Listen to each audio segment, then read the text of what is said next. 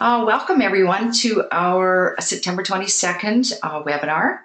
And I just want to talk a little bit about myself, People in Pain Network, before I turn the presentation over to Kara. People in Pain Network, as you know, is a nonprofit that establishes community-based, peer-led PSMES groups, which stands for Pain Self-Management, Education, and Support, because we offer so much more than support. Our website has many resources for education on pain, information about where all our groups are, even maps on how to get there. So please don't be shy about checking out our website. You just have to open the Pain Self-Management Group link on the menu and you'll see all the 23 some groups across BC. We are 6 years old now and a registered charity, and continue to do work to help people living with pain live easier with their pain, and to help provide education and support for family members as well. So I'm going to introduce Kara. Kara returned to school after a car accident which left her with chronic pain. She studied psychology and achieved a Bachelor of Arts from the University of British Columbia with Dean's List status in May 2017. During her time at the University of British Columbia, Kara achieved many distinctions and rewards such as the Robert and Kazuko Baker Award for Outstanding Student Research Assistant, and was inducted into the Golden Key International Honor Society. Lifetime membership is by invitation only and applies to the top 15% of university students. She also works as a part-time research assistant for Dr. Kenneth Craig, and I met Dr. Craig many times, and he's a wonderful advocate for pain and pain management. In 2016, Kara presented her directive study research at the Association for Psychological Science and Canadian Psychological Association. Currently, Kara and Dr. Craig are working on a manuscript for publication on the acceptability of participating experimental pain for children. Kara hopes to achieve a PhD in psychology with a specialty in chronic pain. And if some of you were here at our last webinar, Kara talked about some of the conflict that happens with pain. And today we're going to talk about some of the losses and griefs that are part of living with pain, and how difficult it can make it. So I'm going to turn the presenter role over to Kara. So today we're going to be talking about dealing with losses from pain. The overview of what we'll be discussing is what is grief and its 5 stages. There's a little exercise that I'll ask you to do. So if you have a pen and paper handy, that's great. If not, you can do the exercise afterwards. Then I'll be talking about 3 types of pain that I have identified, or sorry, losses that I've identified, the solutions to deal with these losses, and then we'll return back to the exercise and then end thoughts, and I'll provide some resources and open it for questions. So what is grief and its stages? So the Kubler-Ross studied the 5 stages of grief. Originally, this was studied for people with terminal illnesses, and then it was later applied to people with grief. So it's the stages are better applied to people dealing with a terminal illness, but they are applicable to grief.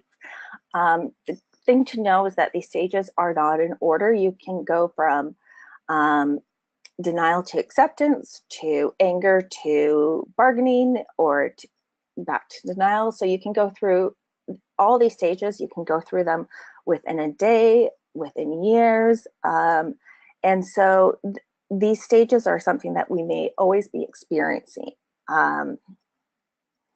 So grief is a deep sorrow that is caused by either a loss of something or someone.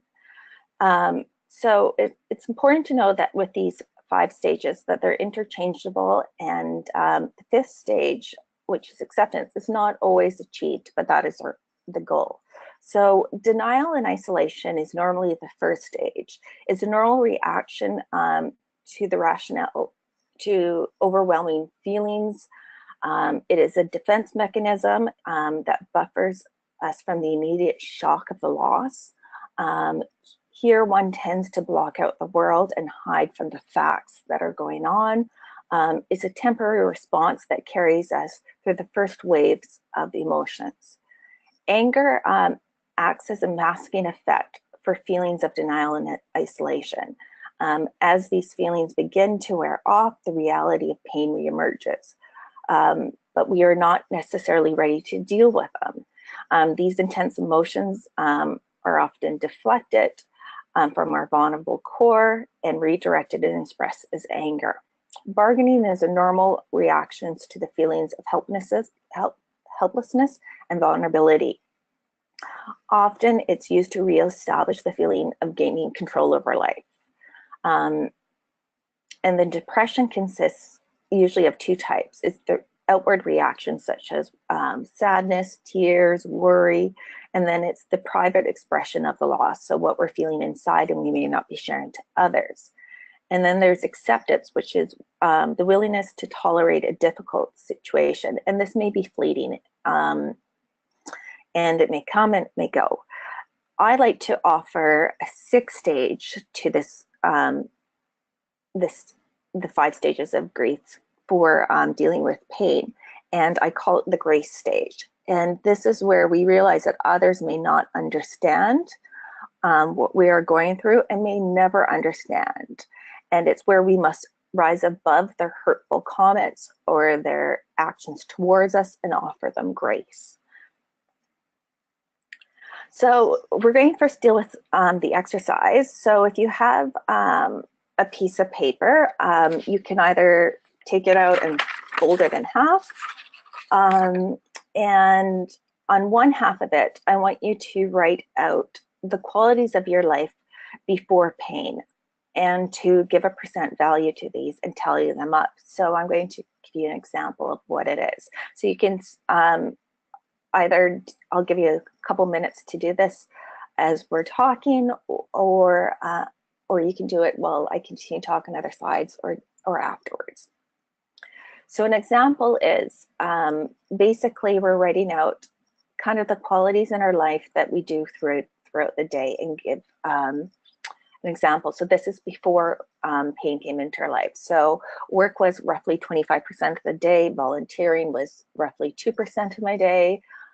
Errands were 1%, such picking up appointments, daily chores, social life, family time, romantic life, exercise, faith, education. And so these, the percent should tally up to about 100% here. And so this is, again, what we're doing before pain on one side. On the other side of the page, we are going to do the same thing, but what we're experiencing now in our life. And we're going to give, again, a percent value for the qualities that are in our day and tally it up. Now, on the other side of the page, it does not have to equal 100. So this is an example of when I first did this exercises on the left of where my pain was before my car accident and what my pain was about 5 years into my car accident. And you will see that my work went to 0, my volunteer worked to 0, my errands decreased as well. And so the reason why I asked you to do it on either side is comparison. So the point of this exercise is that grief can be very overwhelming, and the overwhelming feelings may make it hard to label what we're losing in our life. And so this helps us to identify what are things that we have lost in our daily lives. Now, when I first did this exercise, I have to say I was a little depressed, and you may feel that as well, but when we return back to it, I'll explain a little bit more about how this helps us move on, identify our losses, and then move into acceptance. And then as you continue to do this over time, you'll be able to see your growth. So I'll just give you a couple minutes to jot this down, or jot your down if you have pens and papers. If not, just think about it.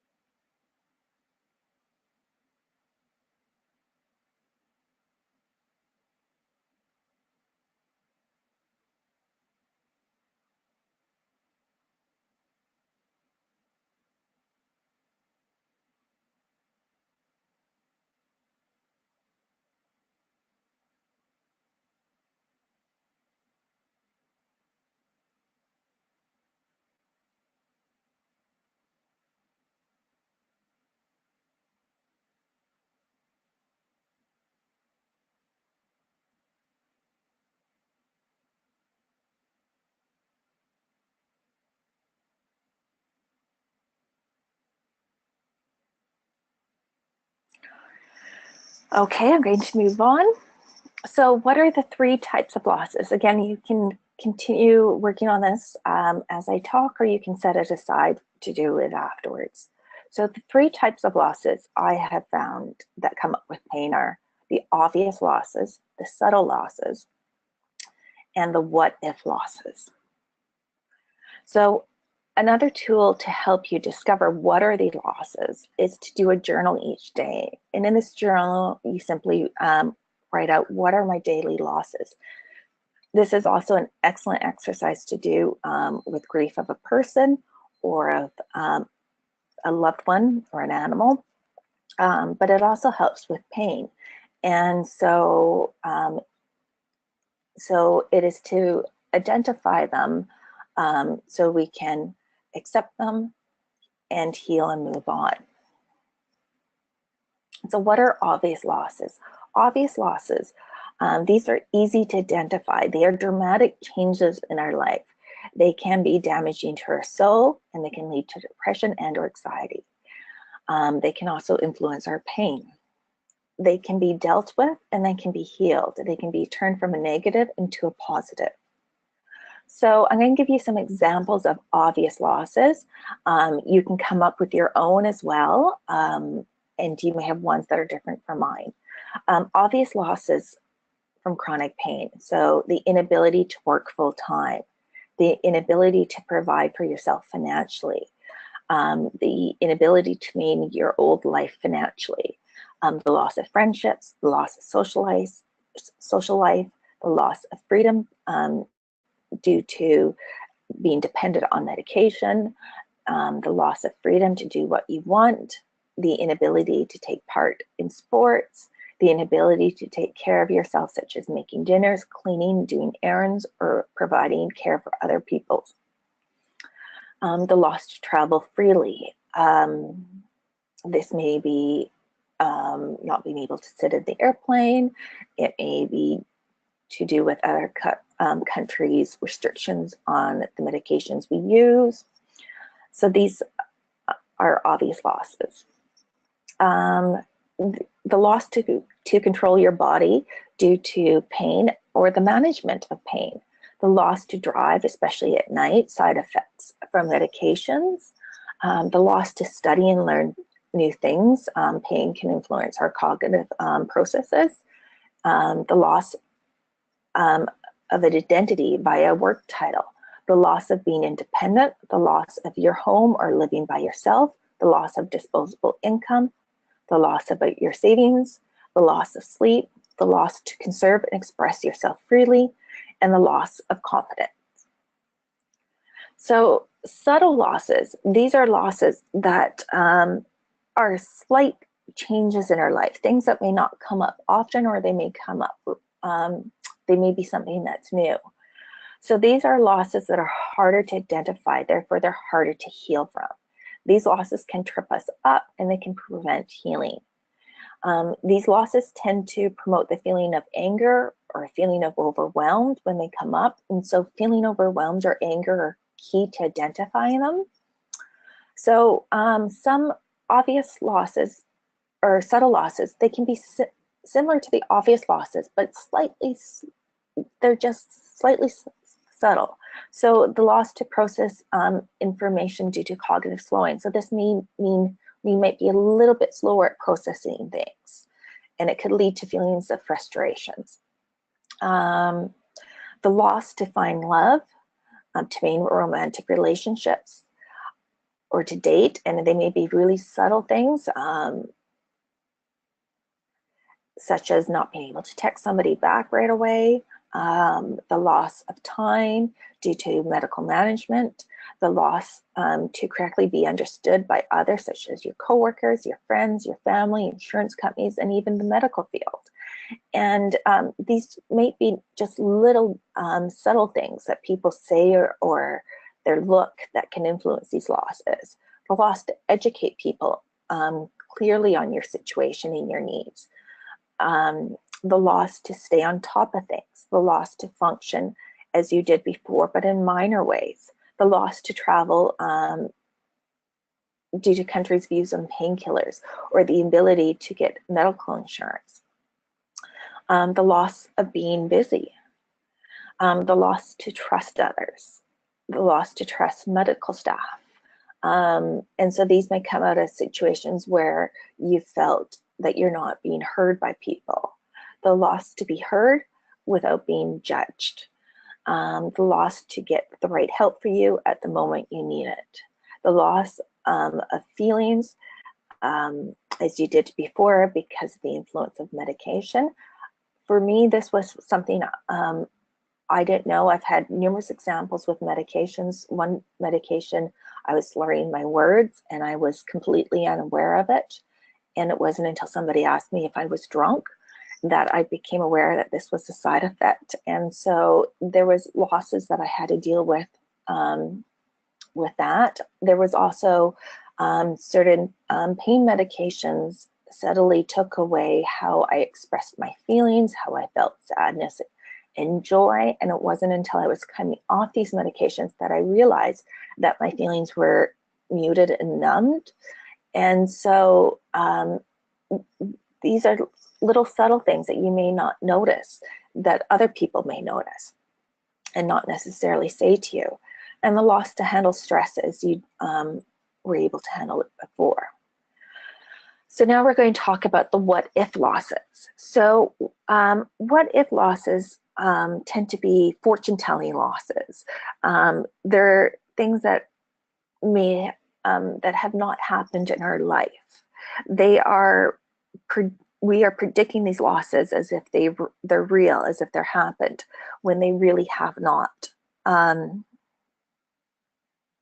They are possible losses. And so what if losses? These are losses that an individual perceives as a real loss, when in fact they are fictional losses. So, for example, statements that tend to start with what if this did not happen to me, I would be blank, I could be blank. So it's basically, what if is a key statement, and then usually followed by I would have been, or this could have happened. Now, what if losses could be based in reality? And so reality, these are things that are losses that are happening to us right now. So it may be the loss of a career, a marriage, or an income. And so there's truth in these losses. And so an example might be, if I did not have pain, then I would be I would have been making this amount of income. And so there could be truth in that. My income did change after pain came into my life. However, we need to challenge ourselves and ask ourselves, really? Do I know this for a fact? Is pain the real cause? No, there could be other things that happened in my life that I could have decided to change my career, and that could have influenced my pain or my income. So what are the solutions? It's understanding that losses are not real. They are perceived losses. There's no way of knowing what would have happened if things were different. It's prediction, it's a guess. So an example of losses that are based in reality and that are not, first will be in reality. If I did not have chronic pain, I would have found someone, I would be married, I'd be a mom right now. So those are things that are true for my life right now, that those are losses I'm dealing with. But there are also what if losses. And then one that's not based in reality, if I did not have pain, I'd be a CEO. And so that's a prediction, that's a guess of where my future would have gone. So what to do? We challenge these thoughts. Is this fact? Then we find solution, or the solution is we find evidence for and against the prediction. So an example with marriage, most of my friends are still single 10 years later. So I don't know that I would not be single if I did not have pain. So how to combat what if loss that are based in reality? So we identify the statement, and these statements usually start with what if, could have, should have, would have happened. And so if you hear yourself saying what if, could have, should have, would have, then we need to stop and go, okay, this may be a loss that's based in reality, or one that is a prediction. And then we identify the belief. Is this a fact? What are the current facts? What is the truth? So here we start to challenge ourselves, and then accept that the truth of the situation, and if the belief occurs again, then we repeat this over and over again. So an example would be, now for me, I'm going to give one that's based, that I have, which is marriage. And it's based in reality. If I did not have pain, I would have been married by now. The fact is, I am single. So I ask myself why. And I know pain could be a part of it. The belief is that pain has prevented me from being married. The truth is that pain makes it harder for me to meet people. And because of that, because of my pain, I stay home more. And another factor is I'm not necessarily myself sometimes because of the medication or because of the pain, and so that changes who I am, and that influences as well. So yes, the pain may influence why I'm single, but is that the only reason? So I start to look for evidence around me. Are my friends married? Well, some of them are, and some of them aren't. So therefore, I can't say that I would be married if I did not have pain.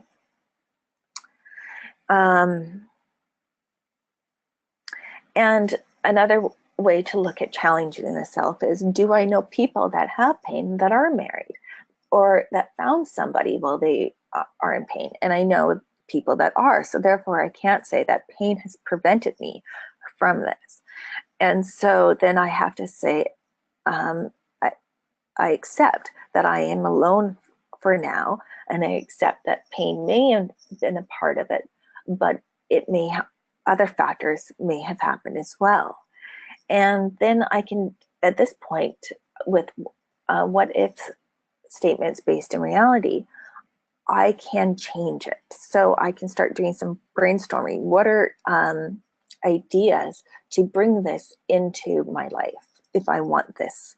So it's starting to set goals, and it's writing out things that I can do to adjust my life to bring what I want to my life.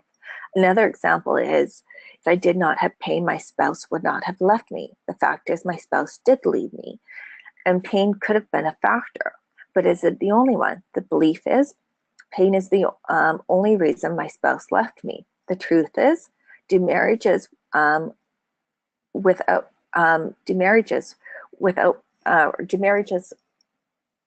partners who have pain divorce? Do marriages with partners who don't have pain divorce? And the answer is yes.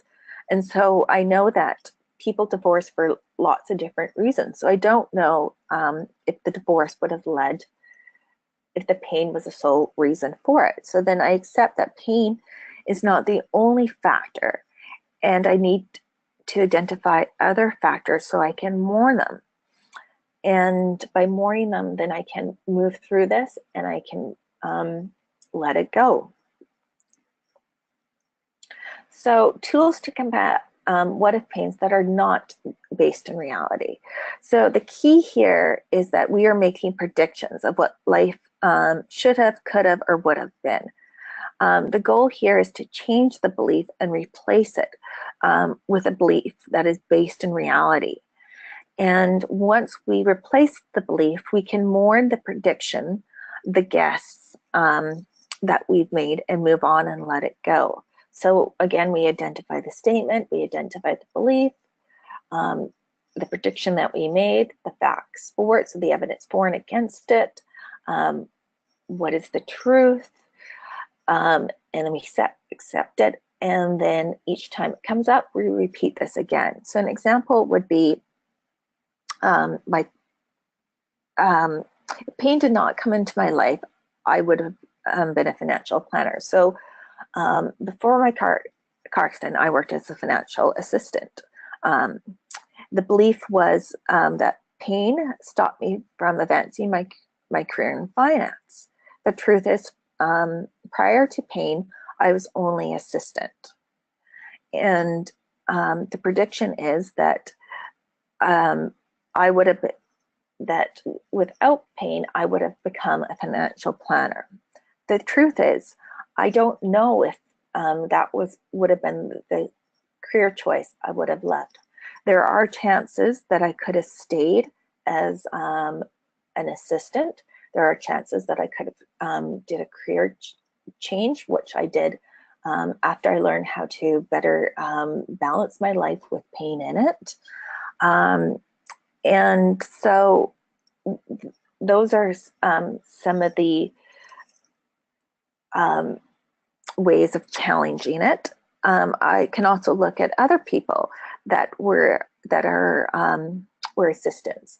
Only 4 of the assistants that I know moved on to financial planners, and the other ones either stayed or they left the company and decided to go into a different line of work in financial career, or health changes, and one went on disability. Other people decided to leave and start a family.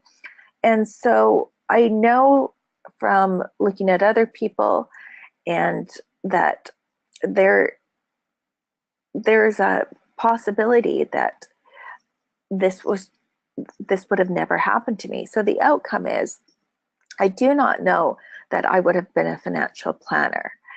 Many things could have happened in my life to change the direction. And so therefore I have to mourn the fact that this path in my life did not happen.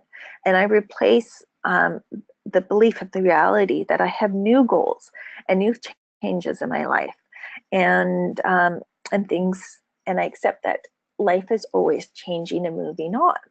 And so this is some ways that we can deal with what if statements that are not based in reality. So what are what if losses that you could be struggling with? They could be marriage, they could be love, relationship, career advances, they could be money, income, having kids, having a family, traveling, possessions, they could be education. So there are a lot of things that what if statements could become. So what happens if we don't deal with our losses? So when we don't mourn our losses, they can lead to mental shifts in our thinking. For some people, they may suppress these feelings.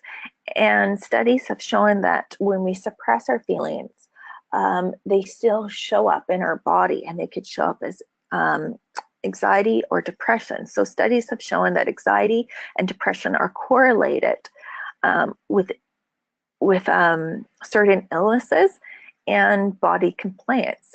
Now, correlation does not mean cause and effect. It just means that there's a relationship. Research has also shown that when emotional pain is dealt with, that our pain levels can improve. So our key is to find out, so our feelings are our key. They're telling us that something's happening and something is wrong. So ways to deal with our losses. So for me, one of the best things that really happened to finding a way to balance my life was seeing somebody who specialized in pain psychology. So having a pain coach, and I highly recommend it. Now, some of the hurdles to get over is that seeing a psychologist does not mean that you're saying your pain is not real, and it does not mean that it is saying your pain is in your head. Psychologists do believe that the pain is real, that pain has an objective and a subjective quality to it. So the objective is usually what we can see, and subjective is what we're reporting the pain to be. And so psychologists are able to help us with the subjective part, where doctors are able to help us with the objective part. And so they end up giving us tools, and these tools can help us manage our pain, and such as self-hypnosis, cognitive behavioral therapy, and mindfulness. And they help us by looking at our pain differently. And it does, I found it didn't necessarily influence how my pain levels, but it did influence how I saw my pain, and it was a huge benefit. So I'm just going to talk a little bit about stress, because our losses can influence how we deal with stress. So what is stress? Many of us have been taught that it's the situation that causes the stress. However, two people can experience the same situation and view it in two different ways. And so researchers have found out that stress is caused by how we appraise our ability to deal with the situation, so the tools that we have within us to deal with it, or ability to access tools, so to get help from others.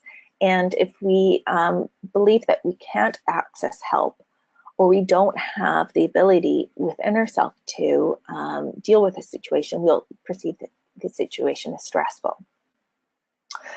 So we do have some things that we control over our life. We may not be able to control our pain, but we can control our thoughts, we can control our breathing, and we can control our feelings. And so this gives us some sense control over our bodies. Looking at your losses it's looking at your losses in a new way. So for example, I have lost my social life turns into I have gained the ability to focus on those closest to me. And so it's simply rephrasing things. So cognitive behavioral therapy. So it's changing your thoughts and changing your behavior. So here are some steps that we can do with dealing with losses. And so it's identifying what we're thinking. And so this is where journaling really helps. It's also identifying that when these thoughts come up into our mind, what are the changes going on in our body? And so when we're thinking about our losses, is our breathing increasing? Are we feeling a little sweaty? Are we a little shaky? So it's identifying changes that are obvious in our body, but also very subtle in our body. And then it's allowing ourselves for a limited time to deal with these feelings, and really being in touch with it. Okay, there's tears coming down.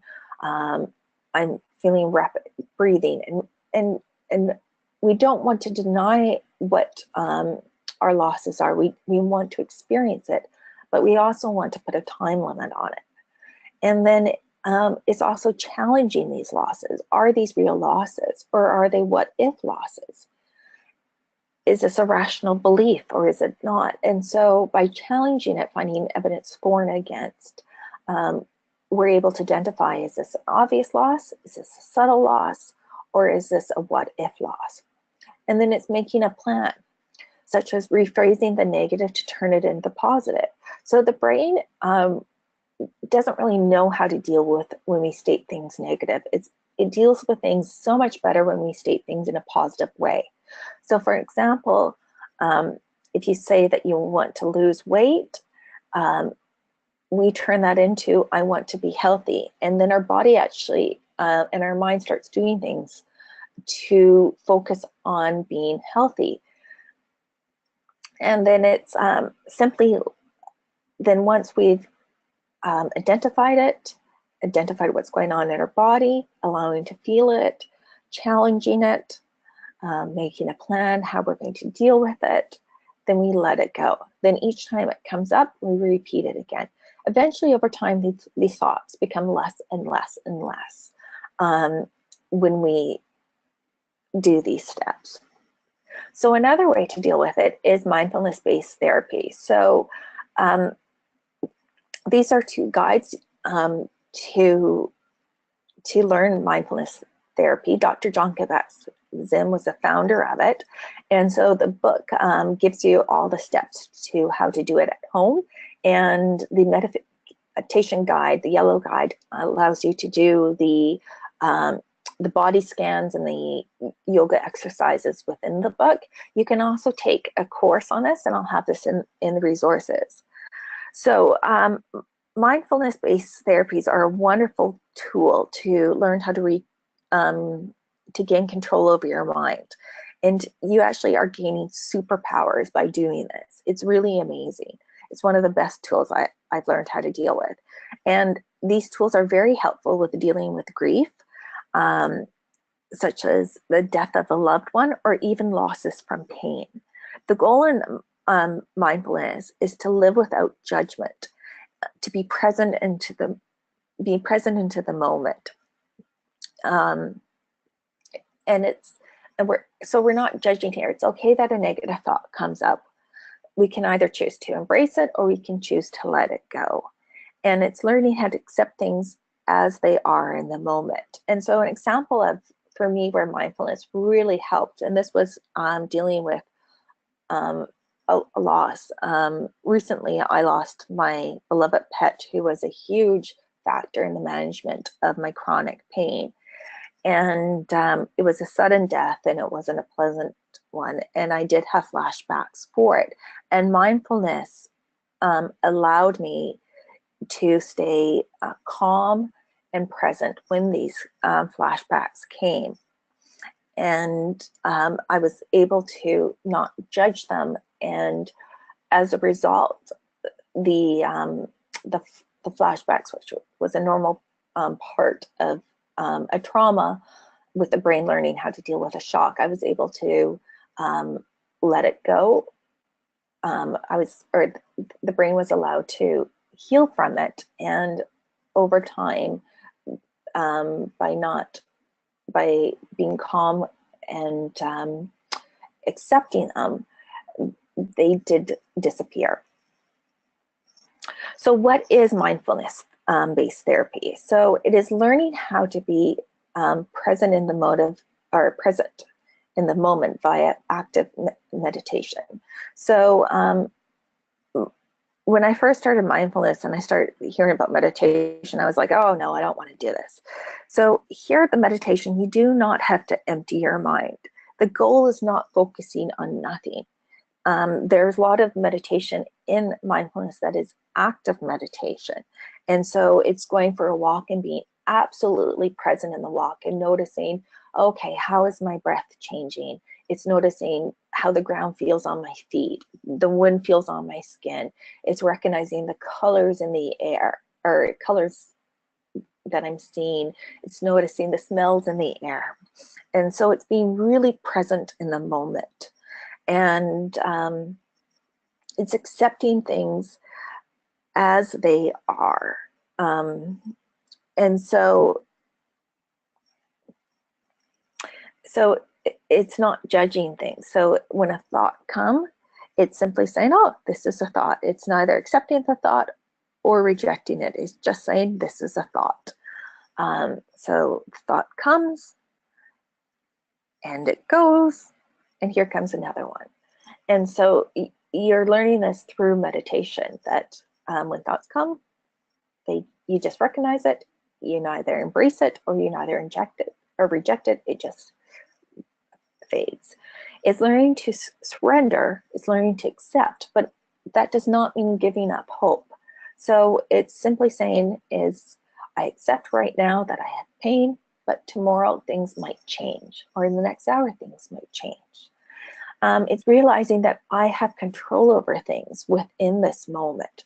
I can control to focus on how it feels to be sitting in the couch. I can control how it feels to be breathing.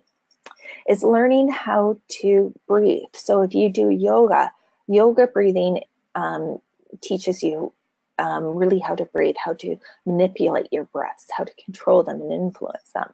And so you're learning this through cognitive therapy, and our breaths and how we manipulate them can influence our endorphins as well. And it's learning how to be with yourself and present in the moment. And these are great tools to deal with it when losses are presented in our life. So other ways to deal with losses: surround yourself with positive people. And I'll tell you how that works, along with finding people that are successful. So when we tend to surround ourselves with positive people, we tend to end up embracing and adapting our thoughts and our behavior to how other people are doing it.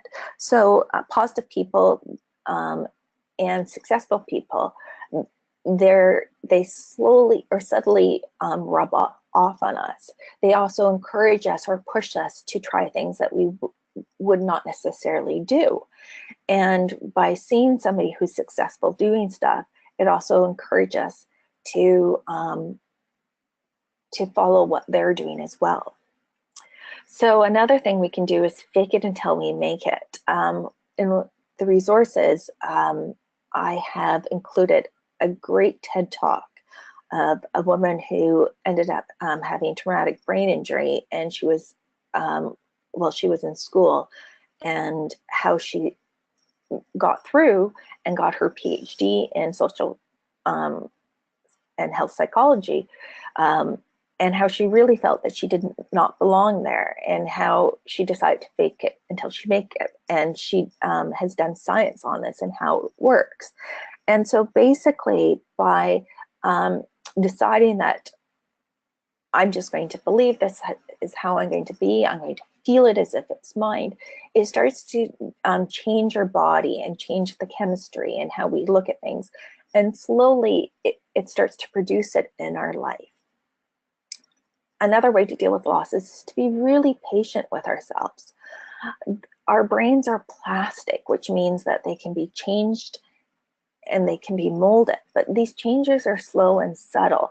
And so we need to be really patient and kind to ourselves because it takes time. Another way to deal with losses is to be around animals.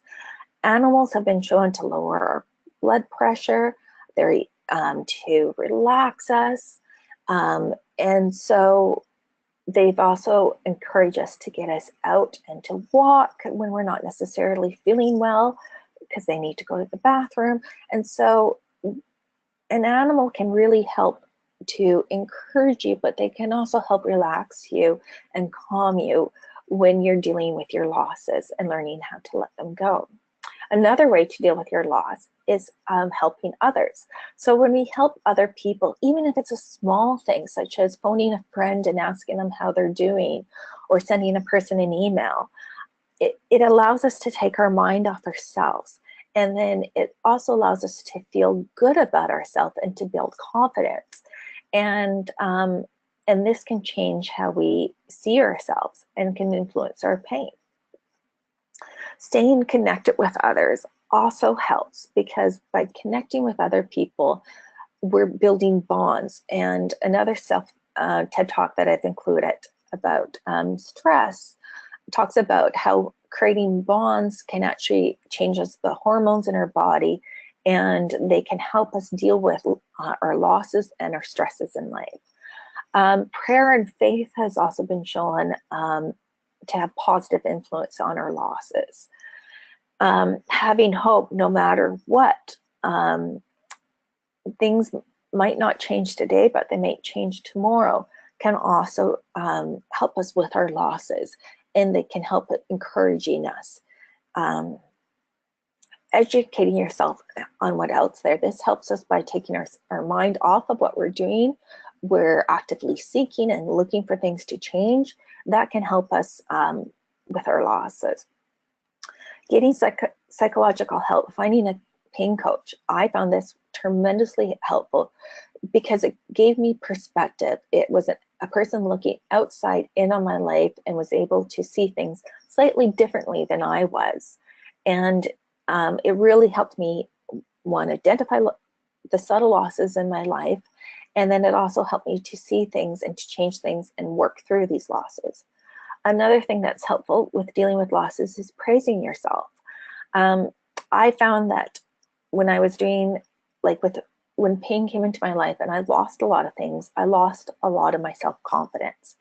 And so simply making a list of things that you're proud of, even if it's a small thing such as putting the dishes away or talking to a friend, our small victories are huge for us and they need to be celebrated. So writing out each day a list of things that you're proud of or things that you're good of reminds us of what we're doing well in our life. And they raise our self-esteem and our confidence levels, which can change how we deal with our pain. Another great thing is having a goodbye ceremony. I find the cremation ceremony a little helpful than a burial ceremony because I can scatter the ashes and not have to revisit them again. But something I like to I've done in the past is I simply make a little, I get a little coffin or a little wooden box or something like that, or even a paper one I make, and I write out my losses in it and I put them into the coffin, and then I set it on fire and I collect the ashes and then I scatter them somewhere. And so the present act of doing this allows me to let it go and allow me to see the losses and physically see them going away. And so this is something that helps. You can also bury them as well. However, I didn't want to revisit my losses. But these type of things, physical things, do help. So the power poses, as I was talking, the TED Talk again is a really good talk to look at it. But I'm going to quickly talk about it. So the top row, the poses such as putting your hand behind your back or the Superman pose, these are things that people of power, people of success do. And they have shown that when you do these poses for even 5 minutes or even 2 minutes, that they actually start changing how we feel in our body. And they are, if you're going into, say, a hard situation or a discussion with somebody that you're not feeling really confident, just doing these positions for 5 minutes before you go in or 2 minutes before you go in changes how you actually will behave and act and how you will speak in dealing with other people. Even when you're dealing with losses, before you're dealing with losses, to do these power poses or do them while you experience your losses will change how you perceive your losses and will help you gain clarity. So the bottom row is basically things that people of lower positions, of lower power, end up doing. And when you do these things, they actually, by folding your arms and closing yourself, it actually changes how you feel.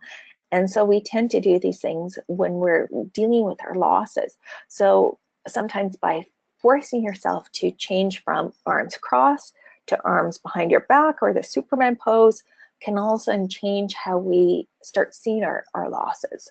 So I really encourage you to watch the TED Talk afterwards that talks a little bit more on the science behind these. So other things that we can do to deal with our losses. So yoga or walking, this helps to release endorphins. It helps us to learn how to breathe. Mirror therapy also helps, as mirror therapy has been shown that it was originally used for phantom limb pain, but it's now being used for chronic pain. So if you have pain in your left arm and you can't move it, using a mirror box and moving your right arm, it tricks your brain into thinking that it's the left arm that's being moved, and it changes your brain or the neural networks in your brain, and it can actually stop the pain in your left arm.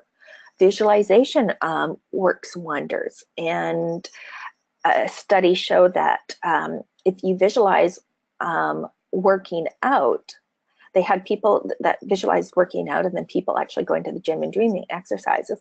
And I may be wrong on the percentages because it's been a while since I looked at the study, but what they found was that there was about a 10% difference in muscle mass between the two.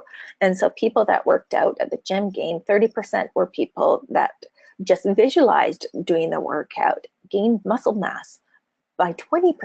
So just visualizing can change not only the neural networks in our brain, but also influence our muscles. So even say that you've lost the ability to do some exercise, visualizing that exercise can actually change your body. And so simply rephrasing the, oh, I can't go skiing, that's my losses. You know what, I'm going to picture myself going skiing. And because you'll still get the same effect, not as great, but you'll still get it. Eating right and supplements. They've also, there's a lot of research being done right now on eating. Eating can change the inflammation, the prebiotics and probiotics can change the gut bacteria in our mind, and that can change the mood, and that can change our perspective on how we're dealing with losses. And so that helps too. Alternative treatments, and even ones that are evidence-based and not placebo effect, has huge effects. And what they found is that even if it's a placebo, there's something the placebo is doing. It's having an active change on our body. And so the belief of something can actually change what's going on. Even there's placebo with the color of the medications. Certain things, what they found is that people in Germany work really good with the placebo pill for IBS, but people in different European companies or countries don't. They've even found that morphine has a slight placebo effect too. The belief that you've been given morphine makes it work better than if you're given it and you don't know that you've been given it. So alternative treatments, whether they're evidence-based or not, can help us deal with our losses. It can help us regain things, and they can have a positive effect on ourselves. Expressing yourself is huge. I recommend journaling, because journaling allows us to get our thoughts out, our beliefs out. It helps us to identify things, and it helps us to move on. Sometimes I've done where I've journaled things and then I've had the goodbye ceremony, set the paper on fire, and then I've let it go. Or I bricked it up and I flushed it in the toilet. I've done it where I've put it on a little floating thing and left it off to the water. And so these things are great ways to deal with losses. Another thing is to deal with losses is to focus on the positive. Focus on what you have. Focus on what you've gained. By focusing on what you're gaining allows yourself and what's positive and what's working in your life helps you to realize that even though there's things that we've lost, there are things we're gaining, and that even that pain is taken away a lot, there's positive aspects about pain. For me, pain has taken away a lot of things. You know, it took away it influenced my leaving my career of finance, but it also gave me a passion for studying pain and finding ways to improve our lives with pain. And so even that the physical pain is not a blessing or has aspects that aren't blessing in my life, it's given me a passion, which is a huge blessing. And so even the simple rephrasing things, it really changes how we look at things. And so, you know, before I realized what pain brought me, now I look at it that, you know, yes, my pain has taken things away from me, but it's given me a lot of things. And because of that, it's allowed me to accept it more. It's allowed me to see things differently and rephrase things. So creating a balance in your life, I have found, is huge for helping dealing with losses in life. When my life is well balanced, the losses don't feel that great. It also allows me to perceive things. Asking other things what they do is huge. There was a girl that I was friends with, and she was on disability as well. And I was sharing with her, was one of the things I hated being asked was, what do you do for a living? And when I was on disability, I always said, well, I'm on disability. I don't have, or I'd say I used to be a financial planner. And I never liked the interactions that I got from that. And I noticed that when I asked her what she did for a living, she said, well, I'm a writer.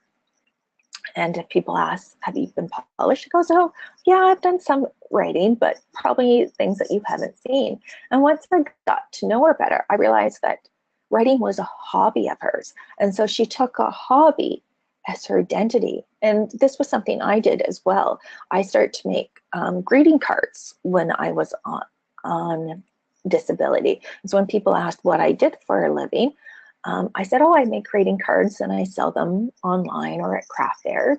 And it didn't matter to anybody that I maybe only sold a dozen of cards, or it was something I did only when I was feeling good. But it gave me identity, and that helped me deal with the loss of identity. And so turning a hobby into your identity can help. So also focusing on what's working in your life, that helps you with dealing with losses. Accepting where you're at does as well. Being proud of how well you're doing right now. You're here today is a huge, huge accomplishment, and we need to, focus on that. Music and art therapy really helps. The picture on the right is something that I did for art class, being able to express it, put it down. This was a self-portrait of me, and it showed this is a part of me, who I am, and this is how I view my pain at times. And so being able to put it out and then show people and tell people what the music might mean or what the art might mean is a wonderful way to release and express your losses. Keep all thoughts captive. I'll talk about that a little bit more in the next slide. And again, visualization. The brain does not know the difference between what is real and what is imagined. And so if we believe it and we feel it as if it is ours, we can start to create it and bring it into our life. So keep all thoughts captive, and how it works. So basically, a thought is something that comes into your brain, and it doesn't necessarily have to be accepted or rejected. It's just a thought. And if we accept the thought, it turns into a belief, and that belief then influences how we're feeling. So if the thought is negative, we can feel sad or depressed. If the thought is positive, we can feel happy and joy. And then that feeling can influence on our actions. So if it's a happy thought, then I feel happy, and then I might decide that, you know what, I think I can fold the laundry today. And so it becomes a cycle. And so when we think something, and this is where mindfulness comes in, or cognitive behavioral therapy comes in, it helps us to identify our thoughts, and then it helps us to realize, do we want to accept the thought? Do we challenge it? Do we rephrase it? And then it determines what our beliefs are, and then influence our feelings and actions. So I want to return to the exercise. So when I first did this exercise, I did it with Dr. Tony LePage. he did tell me that I would never regain 100% of my life, but I would most likely gain 95% of my life. And so on the left is where my life was 9 years ago. And today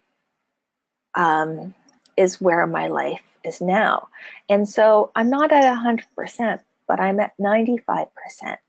And so one of the goals of doing this this exercise, like for me, when I first did it, it was really sad. It was depressing because it made me realize how much I lost. But as I visited this exercise every 6 months or 3 months or 4 months, I could see changes.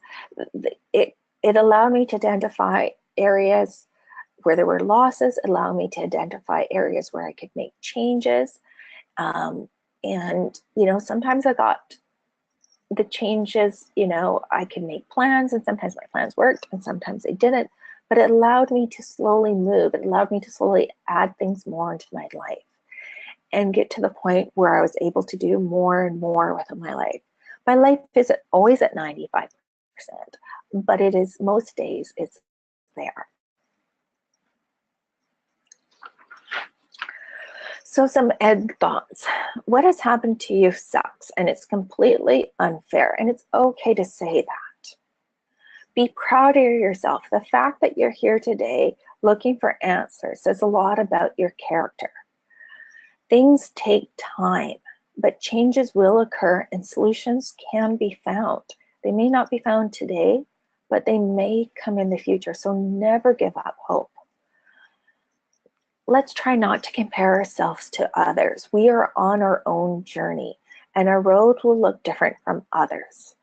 It may take us longer to find our way back to freedom, and it may take us a shorter time, but we are on a progress, and the road is never straight.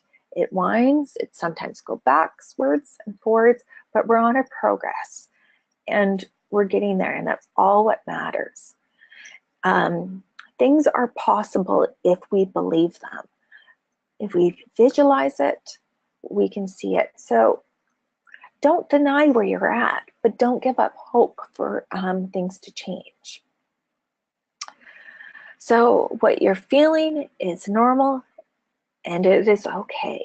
It takes time to learn how to regain your life. Give yourself permission to feel. And so here are some resources. The first one is where you can buy the mindfulness books and CDs if you want to do it at home.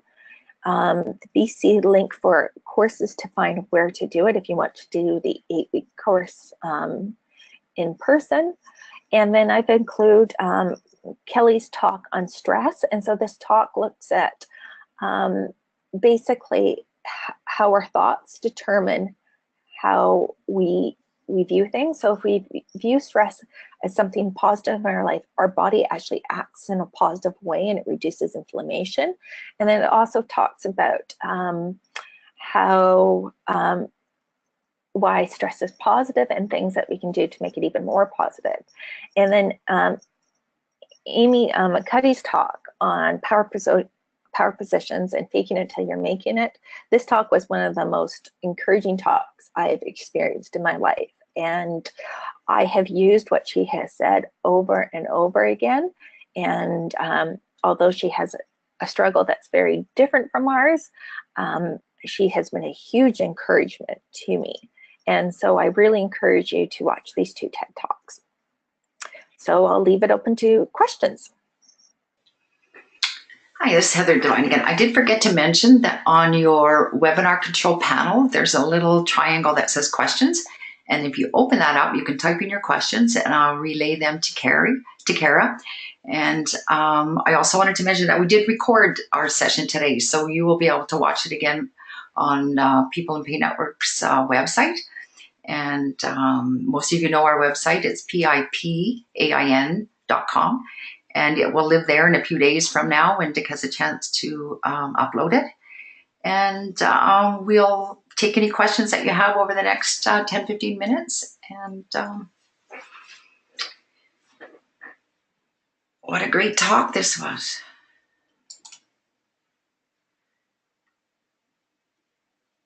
I don't, okay, there's a question here. Where can we download the PowerPoint panels? I don't know if you can, Tara, Kara, that's your property. So I will send the PowerPoints to you, and you're welcome to post them up. okay, there we go. There's the answer to that one. It'll be with the notice that goes out that this webinar is available, and then we'll put the slides right on that notice that you can watch if you like it. And there's another question from Barb. When does faking till you make it become denial or lack of acceptance? I think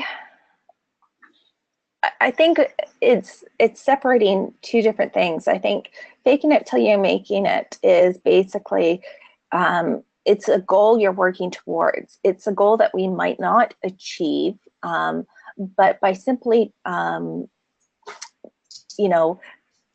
picturing it in our mind, feeling it as if it's ours, and this could be faking it till make it can be simply visualization, just doing it in our thoughts. It can lead to small little changes in our mind. And I know for me, I separate kind of the two. Like, I accept right now that I'm in pain, but I know tomorrow might change. And, there's times where my pain will prevent me from doing things, but there are times when my pain's, a little, I'm stuck at home and I'm not feeling that great, but it's not at the level where I can't do anything, where I could sometimes take that time and just visualize where I want to go.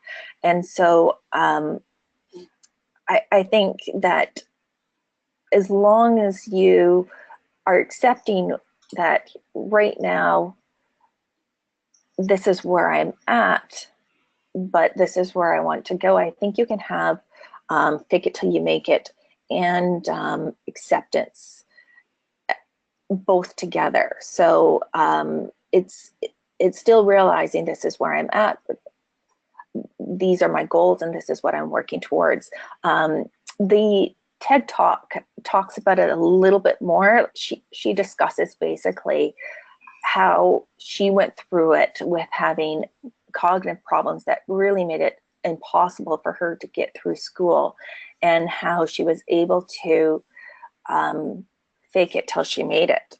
And so I'd encourage you to kind of watch the TED Talk to answer that probably in a better way than I am. Great. And Barb also wanted just to comment and say thank you so much for discussing so many options. You're most welcome. And a thank you from Debbie. And are there any other questions that you would like to ask of Kara? And if you think of one later, you can always email it to me, and I will pass it on to Kara and make sure that we try and get an answer for your questions. And Gary said, thanks for everything. I just wanted to comment too on, in part of our wrap up and our honoring your time for doing this, that when we talk about our own story and work our own losses and talk about the things that are so personal to us, it's really hard to do that. And it makes for, it takes quite a bit of strength to be able to do that so publicly. And so I want to honor that and thank you for sharing so much of your personal journey. You're welcome. It's therapeutic to share. So that it is. And Yasmin says, yes, and thank you. Whoops. Thank you. You were great. And I could tell the difference from when you were speaking at the beginning, talking about your personal things, and when you got into more just general information and facts and things.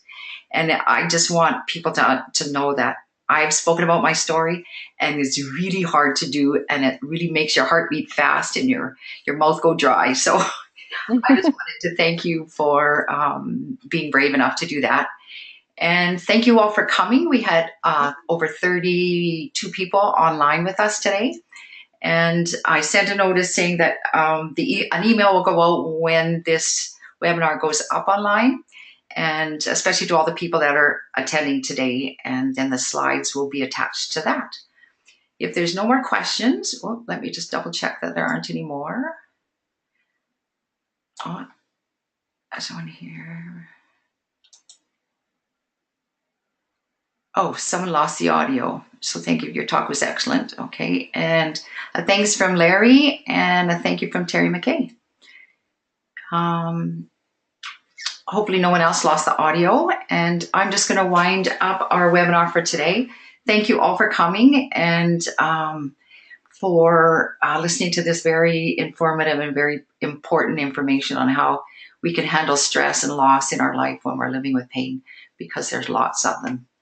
So thank you again, and stay tuned. We will be trying to run a good webinar like this every month or every other month over the winter, and we will certainly let you know what's up and coming after today.